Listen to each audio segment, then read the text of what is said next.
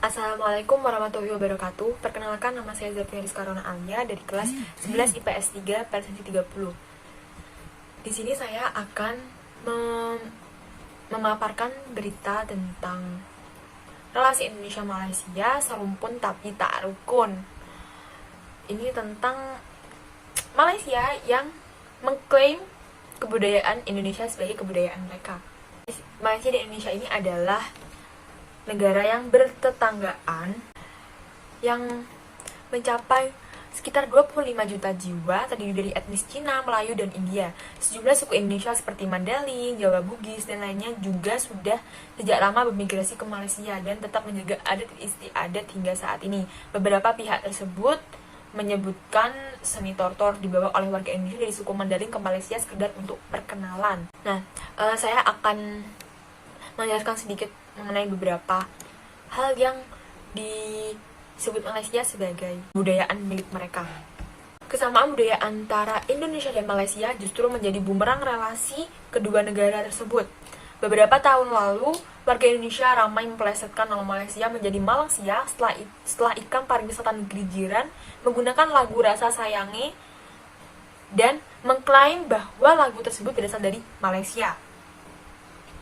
Warga Indonesia menuding Malaysia telah mengklaim lagu daerah asal Maluku itu sebagai milik mereka. Sekitar pertengahan 2009, tari pedet khas Bali muncul dalam iklan Enigmatik Malaysia di Discovery Channel hingga menyulut kecaman dari warga Indonesia. Kementerian Pariwisata Indonesia saat itu bahkan mengajukan protes resmi ke Malaysia terkait hal ini. Setelah menjadi ramai di Indonesia, pemerintahan Malaysia pun akhirnya menyampaikan permohonan maafnya atas video klip yang menyertakan tari pedet tersebut. Baju batik, alat musik angklung, wayang kulit, dan gamelan pun tak luput dari perseteruan kedua negara tersebut. Pada 2009 lalu, Organisasi Pendidikan Pengetahuan dan Kebudayaan PBB UNESCO memutuskan batik sebagai warisan budaya Indonesia. Sementara itu, klaim Malaysia atas angklung terjadi tahun 2010 lalu. Salah satu situs asal negeri jiran, www.malaysiana.pnm.my, menyebutkan bahwa angklung adalah salah satu warisan dari budaya Malaysia. Klaim masyarakat Malaysia atau atas angklung itu membuat sejumlah budayawan tanah air melakukan berbagai upaya untuk membuktikan bahwa angklung merupakan kebudayaan dari Indonesia. Setelah itu, pemerintah Indonesia lantas mendaftarkan angklung menjadi alat musik waris dunia ke UNESCO. Klaim Malaysia soal wayang kulit dan gamelan mencuat di tahun yang sama, yaitu 2010. Situs pemerintah Malaysia warisan.gov.my memasukkan wayang kulit dan gamelan ke dalam statistik daftar warisan dan warisan kebangsaan Malaysia. Wayang kulit terdaftar dengan nomor P.U.A85, sedangkan gamelan terdaftar dengan nomor P.U.A78. Nah, selanjutnya ini adalah beberapa penjelasan lagi mengenai tentang beberapa warisan budaya Indonesia yang pernah diklaim Malaysia. Ini versi lebih lengkapnya dan rincinya. Yang pertama, ada wayang kulit. Wayang kulit ini pernah diklaim oleh Malaysia sebagai bagian dari budaya mereka. Hal ini dikarenakan beberapa orang Indonesia yang menetap di sana kerap mengadakan pertunjukan wayang kulit. Untunglah pada tanggal 27 November 2003, UNESCO mengakui bahwa wayang kulit ini adalah sebagai warisan kebudayaan Indonesia. Yang kedua, di lagu Rasa Sayangi diputar di salah satu iklan pariwisata Malaysia dan menyebabkan ricuh di masyarakat Indonesia, budayawan Indonesia, dan ricuh tersebut segera disudahi oleh Menteri Kebudayaan Kesenian Warisan Budaya Malaysia, Rais Yatim, yang mengakui lagu Rasa Sayang ini berasal dari Indonesia. Yang ketiga, ada batik. Malaysia pernah mengklaim budaya Indonesia yang satu ini sebagai bagian dari budaya mereka.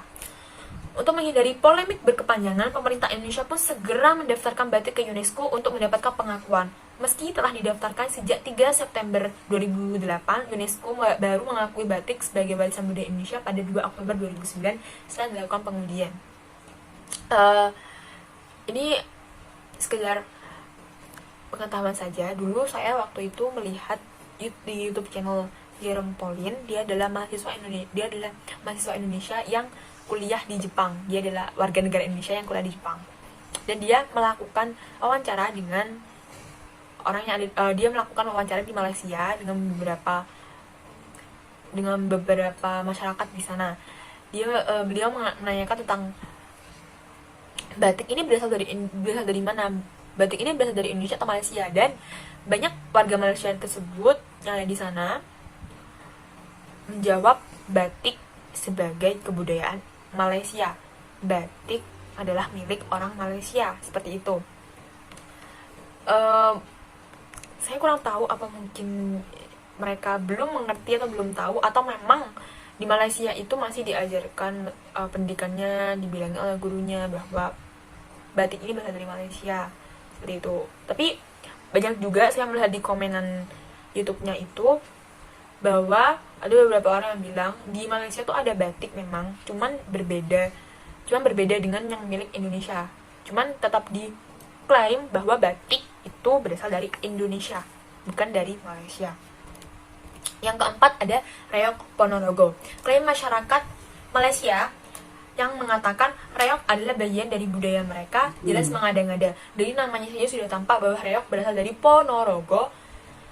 Untuk menutupi hal tersebut, Duta Besar Malaysia untuk Indonesia segera membantah bahwa Malaysia pernah mengklaim reog sebagai warisan budaya mereka. Lalu ada rendang, masakan khas Indonesia. Masakan yang disebut-sebut sebagai masakan terenak di dunia versi CNN ini pun tak lepas dari klaim Malaysia. Rendang pernah diklaim Malaysia sebagai warisan budaya mereka karena banyak orang Sumatera Barat yang tinggal di sana dan memasak rendang. Sehingga hal tersebut membuat Malaysia percaya bahwa rendang ini tuh berasal dari Malaysia. Selanjutnya ada angklung. Alat musik khas Sunda ini pun pernah diklaim oleh masyarakat sebagai warisan budaya mereka. Kisruh pun berakhir setelah angklung terdaftar sebagai karya agung warisan budaya lisan dan non-bendawi manusia di UNESCO pada bulan November 2010. Selanjutnya ada tari pedet dan tari piring.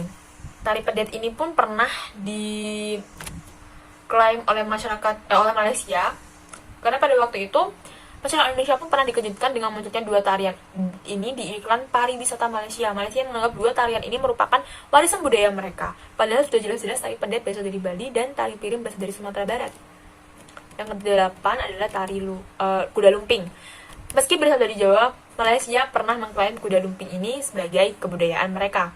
Hal ini dikarenakan banyaknya orang-orang Jawa yang menetap di Malaysia mewariskan budaya tersebut kepada anak-anaknya di sana. Dan sebenarnya masih banyak lagi warisan budaya Indonesia yang pernah diklaim oleh Malaysia sebagai budaya mereka.